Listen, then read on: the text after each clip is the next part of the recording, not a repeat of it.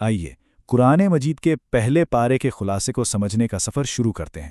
یہ صرف پڑھنا نہیں بلکہ اس میں چھپے ہدایت، انسانیت اور ایمان کے جو بنیادی اسباق ہیں ان کو سمجھنے کی ایک کوشش ہے۔ تو چلیں شروع کرتے ہیں۔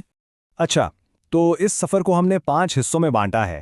ہم شروعات کریں گے قرآن کے دیواچے یعنی اس کی روح سے، پھر دیکھیں گے کہ ہدایت کے راستے کون کون سے ہیں، اور آخر میں پہنچیں گے ایمان کے اصل معیار تک کہ بھائی اس کا مطلب کیا ہے۔ تو سب سے پہلے ہمارا سفر شروع ہوتا ہے سورت الفاتحہ سے، جس کا مطلب ہی ہے آغاز یا دی اوپننگ۔ اسے صرف ایک چیپٹر نہ سمجھیں، یہ تو سمجھیں پورے قرآن کا خلاصہ، اس کی روح ہے۔ دیکھیں اس کا نام ہی الفاتحہ یعنی آغاز اس کی گہرائی بتا دیتا ہے۔ یہ ایک طرح سے اگلے 29 پاروں کو سمجھنے کی چابی ہے، اسی لیے تو اسے ام القرآن یعنی قرآن کی ماں بھی کہا جاتا ہے۔ کیوں؟ کیونکہ جتنے بھی بنیادی موضوعات ہیں، خدا، انسان اور ہدایت کا راستہ، وہ سب یہیں سے شروع ہوتے ہیں۔ تو اصل میں یہ سورت ایک بندے اور اس کے رب کے بیچ ایک بہت ہی ذاتی، ایک ڈائریکٹ بات چیت ہے، اور یہ دعا کسی دولت یا طاقت کے لیے نہیں ہے بلکہ سب سے قیمتی چیز کے لیے ہے، سیدھے راستے کی طرف رہنمائی۔ اور یہاں ایک بہت ہی دلچسپ بات ہے، اس دعا کی ساخت کو دیکھیں۔ یہ سیدھا مانگنے سے شروع نہیں ہوتی، پہلے اللہ کی تعریف ہے، اس کی حاکمیت اور رحمت کا اقرار ہے، اس کے انصاف کو مانا گیا ہے، اور پھر جب یہ تعلق بن جاتا ہے تب سب سے اہم درخواست کی جاتی ہے، ہمیں سیدھا راستہ دکھا۔ اچھا، تو اگر سورت الفاتحہ ہدایت کے لیے ایک دعا تھی، ایک سوال تھا، تو جو اگلی سورت ہے سورت البقرہ، وہ سمجھیں اس کا تفصیلی جواب ہے۔ یہیں سے گائیڈنس کی ساری تفصیلات شروع ہوتی ہیں، اور اس کا آغاز بھی دیکھیں کتنا پراسرار ہے۔ الف لام میم، ان کو حروف مقطعات کہتے ہیں، یعنی ایسے کٹے ہوئے حروف جن کا اصل مطلب صرف اللہ ہی جانتا ہے۔ تو یہ شروع میں ہی ایک یاد دہانی ہے کہ انسان کا علم کتنا محدود ہے اور یہ کلام اللہ کی طرف سے ہے۔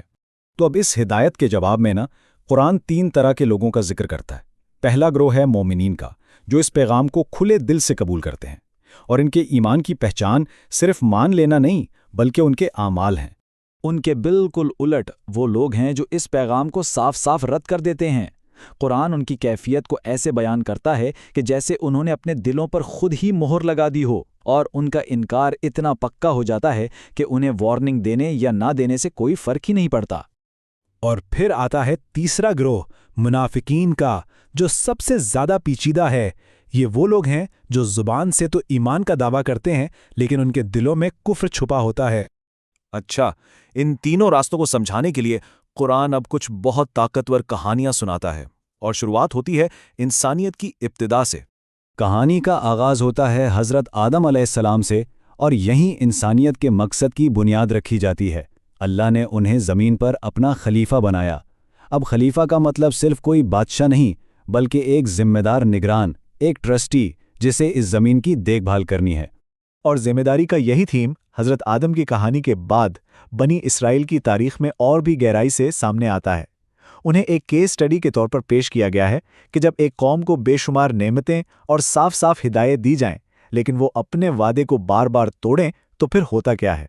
تو اس وعدہ خلافی کے نتائج کیا ہوئے، اسے سمجھنے کے لیے قرآن تاریخ سے کچھ اہم واقعات بتاتا ہے جو آج بھی ہمارے لیے بہت بڑے سبق ہیں۔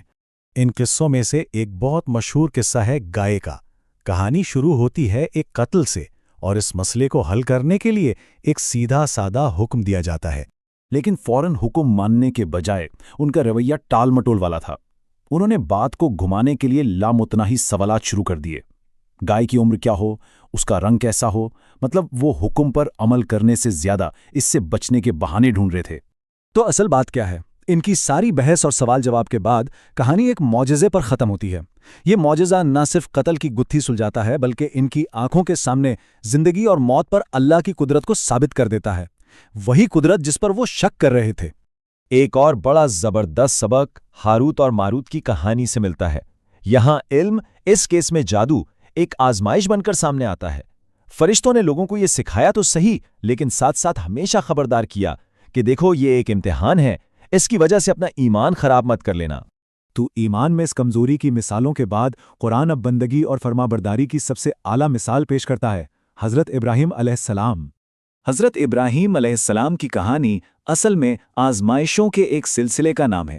اور یہ صرف کوئی عام مشکلات نہیں تھیں، بلکہ یہ ایسے امتحانات تھے جن کا مقصد ان کے ایمان کو ہر طرح سے پرکھنا تھا، اسے کندن بنانا تھا۔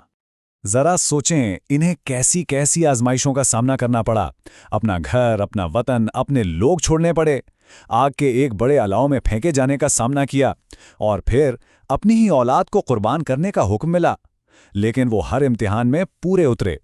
تو ان کی اس بے مثال فرما برداری کا صلہ یہ ملا کہ اللہ نے انہیں پوری انسانیت کے لیے امام یعنی ایک لیڈر بنا دیا، اور ان کا راستہ جسے ملت ابراہیمی کہتے ہیں یعنی خالص توحید اور اللہ کی مکمل اطاعت کا راستہ، وہ سچے ایمان کا ایک یونیورسل سٹینڈرڈ بن گیا۔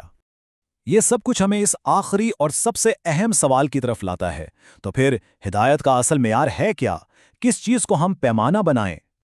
اور یہاں ہمیں اس پورے پارے کے سفر کا خلاصہ ملتا ہے۔ قرآن کے مطابق حقیقی ہدایت کسی پیچیدہ فلسفے میں نہیں، بلکہ ابتدائی سچے مومنین کی طرح ایک سیدھا سادہ، مخلص اور عمل والا ایمان اپنانے میں ہے۔ اور یہ بات ہمیں سوچنے پر مجبور کرتی ہے، کیا آج بھی سچائی اسی سادگی میں ہی نہیں چھپی؟